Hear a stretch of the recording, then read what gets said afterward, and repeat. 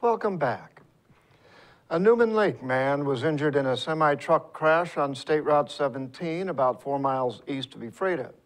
Elbert Stebbins, a 51-year-old man, was driving south on SR 17 in a 1992 Freightliner semi-truck pulling 2 flatbed trailers and approaching the State Route 282 junction early Monday morning. The Washington State Patrol reported on Tuesday that Stebbins reportedly failed to stop at the intersection stop sign and drove into a field. He was taken to Samaritan Hospital in Moses Lake for his injuries. The State Patrol issued Stebbins a ticket for failure to stop at a stop sign.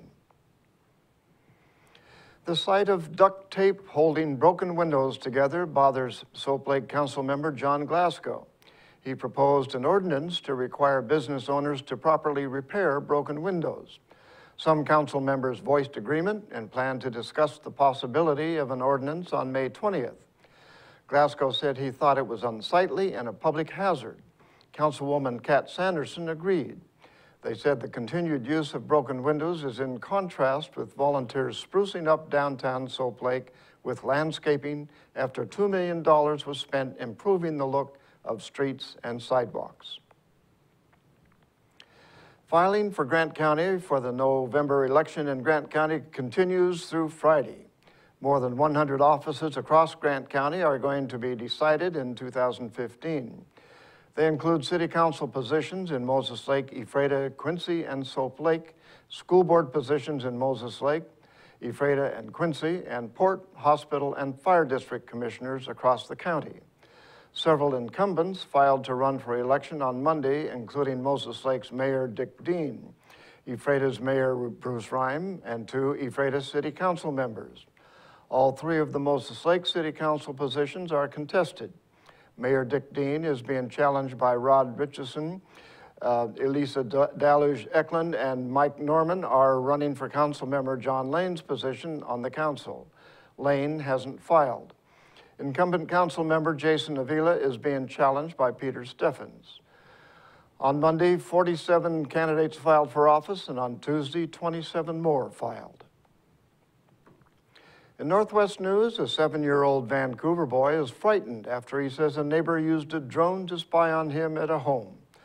The boy's father and others in the neighborhood are outraged at what they call an invasion of privacy. The man who was flying the drone says it's all being blown out of proportion. Reporter Joe Douglas has more. 7-year-old Drew Sikorsky was at his friend Landon's house Saturday when he says he heard something outside. It was my friend's turn to play Minecraft, and I was like sitting right here, and I heard a buzz. There was a drone outside, and I was like, hey, there's a drone outside, and I think it has a camera on it.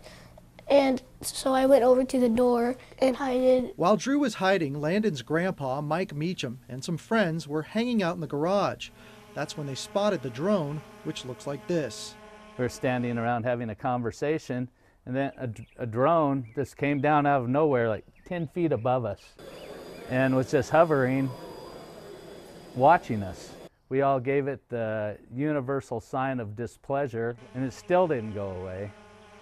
And so I went in the house, got my BB gun, and pointed it at it, and it took off.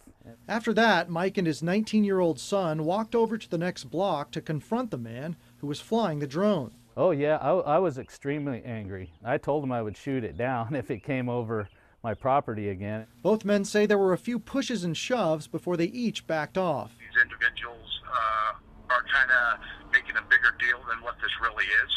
That's me on the phone with the guy who was flying the drone. He called me from work after I left a note on his door. He didn't want to give his name, but he told me he never got close to the home's window or Meacham and his friends. The drone was flying above the street, probably at about 15 to 20 feet elevation. But I flew the drone away, and then probably about 5 minutes later, a very intoxicated gentleman come running down. Meacham says he'd only had a few beers. Though officers say no crime was committed, Drew and his dad say their neighbor should have known better. I have to wonder what's the guy's motive. And that's going to do it for us here at iFIBER 1 News. We want to thank you for watching, and we'll see you again tomorrow.